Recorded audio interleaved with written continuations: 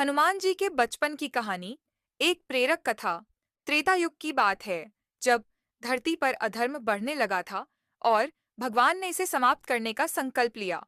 उस समय एक वानर राजकुमार का जन्म हुआ, जो आगे चलकर राम भक्त हनुमान के नाम से प्रसिद्ध हुए। यह कहानी है उनके बचपन की। माता अंजना और पिता केसरी के घर एक दिव्य बालक ने जन्म लिया। उनके जन्म का कारण बहुत विशेष था। कहा जाता है कि भगवान शिव ने राम की सेवा के लिए वानर रूप धारण किया और माता अंजना को वरदान स्वरूप हनुमान का जन्म हुआ। वायु देवता ने स्वयं उनके प्राणों का संचार किया और इसीलिए उन्हें पवन पुत्र भी कहा जाता है। हनुमान बचपन से ही बहुत चंचल और बलशाली थे। उनकी ताकत और शरारतें अक्सर उनके माता पिता को चकित कर देती। एक दिन जब वे बहुत छोटे थे, उन्हें बहुत तेज भूख लगी। उन्होंने चारों ओर देखा और आकाश में एक चमकता हुआ लाल फल देखा। लेकिन यह कोई साधारण फल नहीं था, यह स्वयं सूर्य देव थे।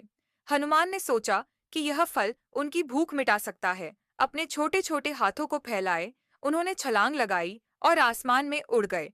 वह इतनी तेजी से उड़ रहे थे कि सभी देवता चौंक गए। सूर्य देव को लगा कि यह कौन सा अद्भुत बालक है जो उनकी ओर आ रहा है। हनुमान ने सूर्य तक पहुंचकर उसे निगल लिया। अचानक पूरी पृथ्वी पर अंधकार छा गया। चारों ओर हाहाकार मच गया। देवताओं को यह देखकर बहुत चिंता हुई। इंद्रदेव ने सोचा कि इसे रोकना होगा। उन्होंने अपने वज्र से हनुमान पर प्रहार किया। वज्र उनके ठोड़ी पर लगा और हनुमान मूर्छित होकर गिर पड़े। इस चोट के कारण उनका नाम हनुमान पड़ा, जिसका अर्थ है ठोड़ी वाला। अपने पुत्र को घायल देख वायु देवता बहुत दुखी और क्रोधित हुए। उन्होंने पृथ्वी पर वायु का संचार रोक दिया।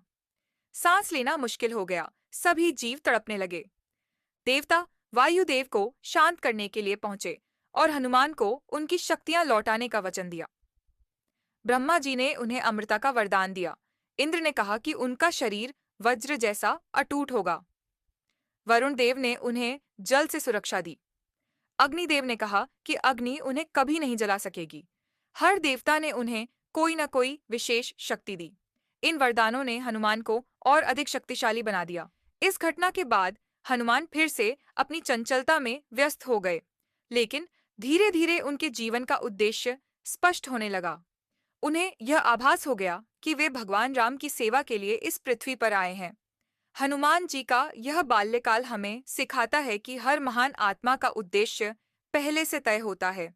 उनकी अद्भुत शक्तियां और भक्ति हमें यह समझाती हैं कि समर्पण और सेवा से हम किसी भी संकट को पार कर सकते हैं। तो मित्रों, कैसी लगी आपको यह कहानी?